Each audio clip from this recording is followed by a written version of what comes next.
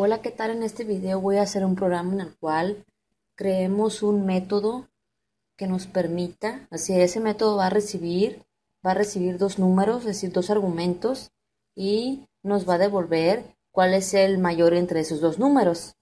Entonces, es el ejercicio 32. Tengo una clase llamada número máximo, aquí está, y esta clase número máximo, aquí abre la llave, hasta acá abajo cierra, tiene a su vez dos métodos, que es este método creado por nosotros, que es el método al cual estoy llamando como máximo, y nos devuelve un dato entero, nos va a devolver un entero, es decir, como no es de tipo void, pues va a tener a return, la sentencia return, nos va a devolver el número máximo.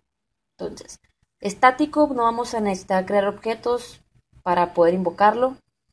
Y este método llamado máximo tiene dos parámetros de tipo entero, es decir, va a recibir dos números. Cuando nosotros mandemos a llamar a ese método, le vamos a pasar dos números enteros.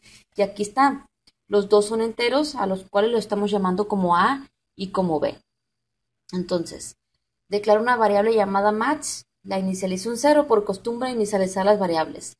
Entonces, eh, ahorita voy a regresar a esta parte del código de este método. Me voy a ir al método main, que es este método que está aquí, que es el método principal. Es lo primero que cuando nosotros ejecutamos el programa, lo primero que se va a ejecutar pues va a ser el método main. Y desde el método main vamos a mandar a llamar al método que creamos que se llama máximo. Entonces, dentro del método main pues he creado un objeto llamado sc de tipo scanner para poder invocar a los métodos de la clase scanner, y entre ellos el método netSync, que nos va a leer los números enteros que tecleemos con nuestro teclado. Aquí declaro una variable llamada max, la inicializo en cero, y aquí declaro estas dos variables a y b. Costumbre inicializar las variables. Entonces ejecuta el método main, me va a aparecer en pantalla introduzca un número, y en esta parte introduzco el número, vamos a suponer que yo introduzco el 20. Luego me va a aparecer en pantalla introduzca otro número, vamos a suponer que capturé el 40, ¿sí? Después de esto, la siguiente línea que se ejecuta es la 34, y en esta parte estamos mandando llamar al método máximo, al método que tenemos aquí. Lo estamos mandando llamar y le estamos pasando a y B. ¿Sí? A y B son los números que capturamos aquí, el 20 y el 40, por ejemplo. Vamos a suponer que capturamos eso. Entonces mandamos a llamar al método, le pasamos el 20 y el 40. ¿Sí? Entonces, al momento que mandamos a llamar al método, se ejecuta el método máximo, se ejecuta. Entonces, el if va a preguntar, A es mayor que B, o sea, este método al momento que lo mandamos a llamar desde el método main, pues está esperando pues dos números enteros. Entonces, lo mandamos a llamar, y esos números de A y B, A es 20 y B es 40, es decir, se copian aquí. Se me está como trabando porque estoy renderizando un video. Entonces, ese 20 que le pasamos desde el método main, que lo invocamos al método, le pasamos el 20 que está en A y el 40 que se copia en B. Entonces ya con esos números va a trabajar nuestro método al momento de ejecutarse. Como les dije, al momento en que lo mandamos a llamar aquí, ese método se ejecuta.